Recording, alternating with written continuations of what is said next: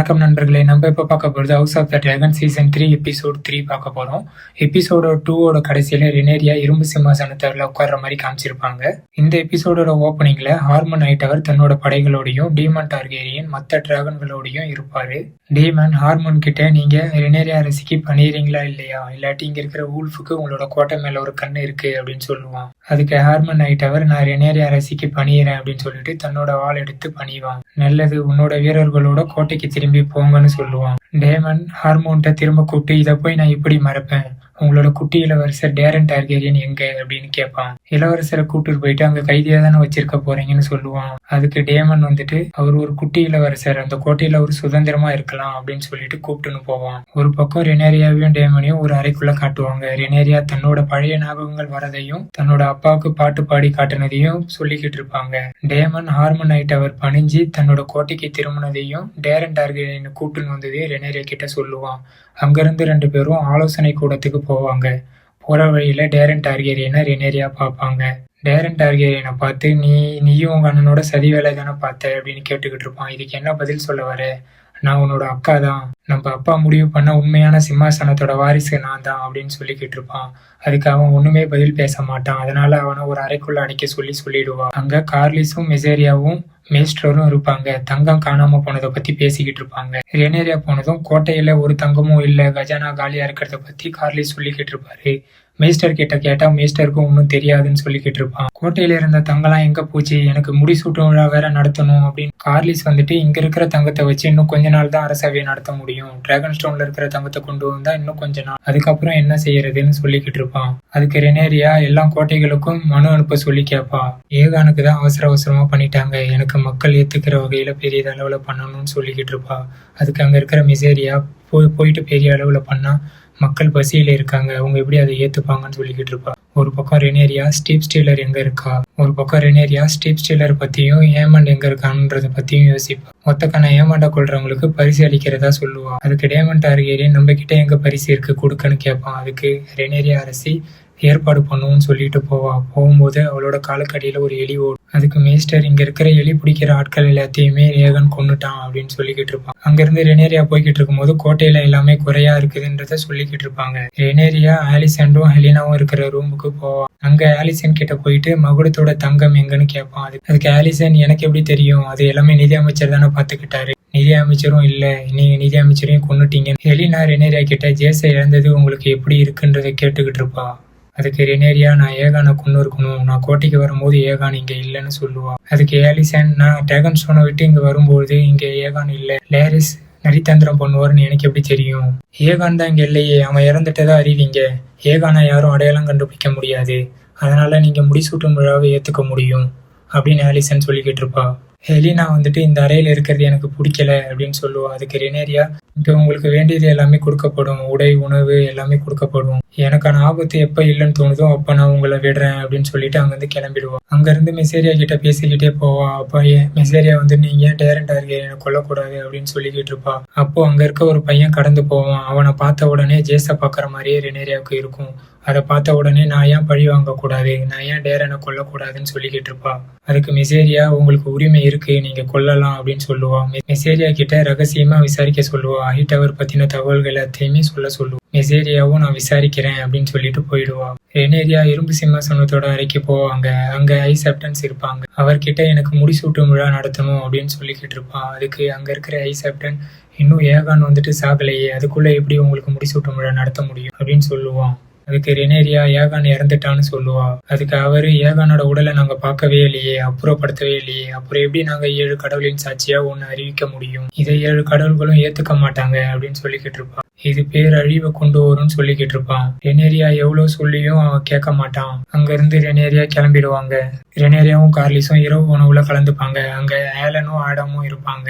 Kallis ரெனேரியா கிட்ட ஆலனும் ஆடமும் தன்னோட பையன் தான் அப்படின்றத சொல்லிக்கிட்டு இருப்பாங்க. அதுக்கு ரெனேரியாவும் இது ஒன்றும் தப்பு இல்லையே, ஆலனை பார்த்து கல்டு போர்ல ஜெயிச்சதுக்காக நன்றி சொல்லுவா. ஆலன் கடமைப்பட்டிருக்க அரசேன்னு சொல்லுவான். கார்லிஸ் ரெனேரியா கிட்ட ஆலனையும் ஆடமையும் கார்லிஸோட வெலேரியன் குடும்பமா அறிமுகப்படுத்தணும் அப்படின்னு சொல்லிக்கிட்டு இருப்பான். அதுக்கு ரெனேரியா அதை மறுப்பாங்க. அப்படியே வச்சுட்டு எந்திரிச்சு போயிடுவாங்க. என்ன செய்யறதுன்னு தெரியாம தன்னோட அறைக்குள்ள தூங்காம யோசிச்சுக்கிட்டு இருப்பாங்க. அங்கிருந்து கிளம்பி டேமனோட அறைக்குள்ள போயிட்டு அங்க போயிட்டு படுத்துப்பாங்க. காலையில ரெனேரியாவை பணிப்பெண்கள் ரெடியாக்கிக்கிட்டு இருப்பாங்க. அங்கிருந்து கிளம்பி மக்களோட மனுக்களை விசாரிக்க போவா. அங்கிருந்த ஒரு தொழிலாளி, எங்களுக்கு ஆடுங்களோட ரோமங்கள் வேணும், அதை வச்சுதான் எங்களோட தொழில் நடக்குது, ஆனா டிராகன்கள் எல்லாமே அப்படியே சாப்பிட்டுருதுன்னு சொல்லிக்கிட்டு இருப்பா. அதுக்கு ரெனேரியா, டிராகன்கள் சாப்பிட்றதுக்கு முன்னாடி அந்த ஆடோட தோலை நம்மளால கழட்டி எடுக்க முடியாது, அதுக்கு என்ன பண்ண முடியும்னு சொல்லிக்கிட்டு இருப்பா. உயர்குடியினர்கள் எல்லாருமே உணவுப் பொருட்களை பதுக்கி வச்சுக்கிறாங்க, எங்களுக்கு உணவுப் பொருட்கள் பற்றாக்குறை ஏற்படுது அப்படின்றத சொல்லிக்கிட்டு இருப்பா.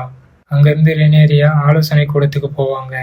எல்லாரையும் பேசிக்கிட்டு இருப்பாங்க. ஆனா ரெனேரியா அது எல்லாத்தையுமே கவனிக்காம வேற எதையும் யோசிச்சுக்கிட்டு இருப்பாங்க. அங்கிருந்து ஸ்டீப் ஸ்டீலர் எங்க, அதை ஓட்டுனது யாரு அப்படின்றதையும் கேட்டுக்கிட்டு இருப்பா. அங்கிருந்து கிளம்பி அந்த 3 டிராகன் ரைடர்களை போயிட்டு பாப்பா. அங்க அவங்களுக்கு ஒரு பட்டத்தை கொடுக்க விரும்புவா. அதனால அவங்கள எல்லாத்தையுமே ஒரு பேரை யோசிச்சுக்க சொல்லுவா. அங்க இருக்க வூல்ஃப் வந்துட்டு தன்னை டார்கெரியனா தெரிவுபடுத்தணும் அப்படின்னு சொல்லுவான். அதுக்கு ரெனேரியா அரசி அதை மறுப்பாங்க. அதுக்கு அவன் தன்னை ஒயிட்டா அறிமுகப்படுத்திக்கிறேன்னு சொல்லுவான். அதுக்கு ரெனேரியா ஓகே நல்லதுன்னு சொல்லுவா.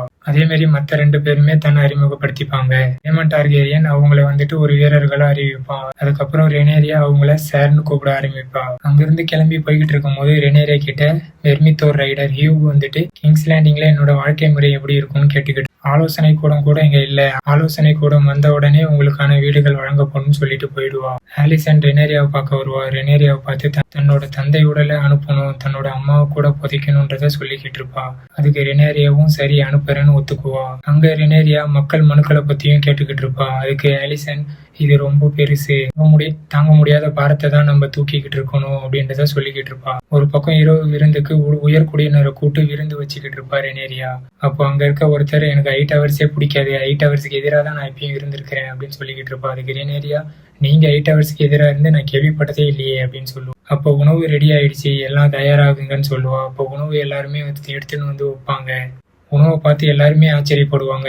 ஏன்னா வைக்கப்பட்டிருந்த உணவுல எல்லாரோட பிளேட்லயுமே எலி இருக்கும். இப்போ ரெனேரியா அவங்கள பார்த்து, நீங்க ஏழை மக்களோட உணவுகளை எல்லாத்தையுமே பதுக்கி வச்சிருக்கீங்க, அதனால நீங்க இங்க இருக்கிற நேரத்துல உங்களோட வீடுகளுக்கு புகுந்து என்னோட பணியாட்கள் அதை எல்லாத்தையும் கொண்டு வந்துருவாங்கன்றத சொல்லுவா. அதுக்கு அங்க இருக்கிற ஒருத்தி, ஏன் இப்படி கொள்ளடிக்கிறீங்கன்னு சொல்லுவா. அதுக்கு ரெனேரியா, நீங்களும் இவ்வளவு நாள் ஏழை மக்களோட பசியில விளையாடிக்கிட்டு இருக்கீங்க, இதுக்கப்புறம் இப்படி பண்ணணும்னு நினைச்சீங்கன்னா இந்த இரவு உங்களுக்கு ஞாபகம் இருக்கும் அப்படின்றத சொல்லிட்டு கிளம்பிடுவா. டேமனும் ரெனேரியாவும் பேசிப்பாங்க. டேமன், இது தற்காலிக முடிவு தான், இதுக்கப்புறம் என்ன பண்ண போறோம். அதுக்கு ரெனேரியா, இது தற்காலிகமா இருந்தாலும் இப்போ இது உதவும் நமக்கு அப்படின்றத சொல்லிக்கிட்டு இருப்பா. டேமன், நம்ம நினைச்சு பார்க்காத அளவுக்கு நம்ம கிட்ட டிராகன்ஸ் இருக்கு, நம்ம வந்துட்டு வேற ஒரு உலகத்தை நம்மளால ஆள முடியும், ஏன் இன்னும் நம்ம இங்க இருக்கிறோம், அங்க இருக்கிற உலகத்துல நமக்கு எல்லாருமே சேவை செய்வாங்க, எங்க அப்பா பேராசைப்படக்கூடாதுன்னு சொல்லியிருக்காரு அப்படின்னு டேமன் கிட்ட சொல்லிக்கிட்டு இருப்பா.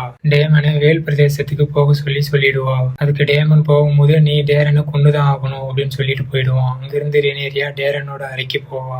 அங்க டேரனை பாத்துக்கிட்டு இருப்பா. அப்போ டேரன் செதுக்கி இருக்கிற ஒரு பொம்மையை எடுத்து பாத்துக்கிட்டு இருப்பா. ரெனேரியாவும் மிசேரியாவும் மக்களோட விடுதி பகுதிகளுக்கு போயிட்டு அங்க மக்களுக்கு உணவு வழங்குவாங்க.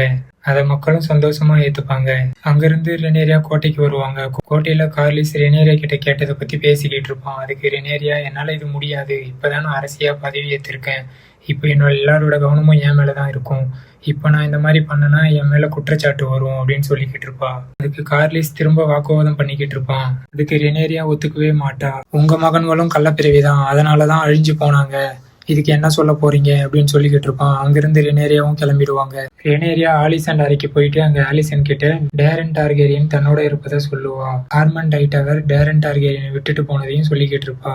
அப்போ டேரன் டார்கெரியனை வடக்கு பகுதிக்கு வால் பாதுகாப்புக்கு அனுப்ப போறதா சொல்லிக்கிட்டு இருப்பா. அதுக்கு ஆலிசன், இவ்வளவு சின்ன வயசுல அவனை ஏன் போய் அனுப்புற, அவன் கூட நான் இருந்ததில்லை அப்படின்றத சொல்லிக்கிட்டு இருப்பா. ரெனேரியா டேரன் டார்கெரியனை போயிட்டு பாப்பா. அப்போ டேரன் டார்கெரியன் கிட்ட சொல்லிக்கிட்டு இருப்பா, நீ வடக்குக்கு வால் பாதுகாப்புக்கு போக போறத பத்தி சொல்லிக்கிட்டு இருப்பா. ஏன் இப்பயும் இப்படியே இருக்கிற, உன்னோட அம்மா இங்கதான் இருக்காங்க பாரு அப்படின்னு சொல்லிட்டு ஆலிசன்ட காமிப்பாங்க. ஆலிசன் உள்ள வருவாங்க. ஆனா அவனை பார்த்து ஆச்சரியத்தோட பாப்பாங்க. ரெனேரியும் ஆச்சரியப்பட்டு, அப்ப இது உன்னோட மகன் இல்லையா அப்படின்றத கேட்பான். அப்போதான் அந்த பையன் பேசுவானே, நான் டேரன் டார்கெரியன் இல்லை, என்னோட அம்மாவை கடத்தி வச்சிருக்காங்க, நான் ஒரு ஏழை குடும்பத்தை சேர்ந்தவன், என்னோட அம்மாவை கொன்னுடுன்னு சொன்னாங்க, அதனால எனக்கு என்னோட முடியில சாழத்தை பூசி இங்க அனுப்பிட்டாங்க அப்படின்றத சொல்லிக்கிட்டு இருப்பான். அதை கேட்ட ரெனேரியா மிகுந்த கோவத்தோட, அவன் என்னை ஏமாத்திட்டான், நான் கண்டுபிடிக்க மாட்டேன்னு நினைச்சானா அப்படின்றத கோவத்தோட சொல்லிக்கிட்டு இருப்பா.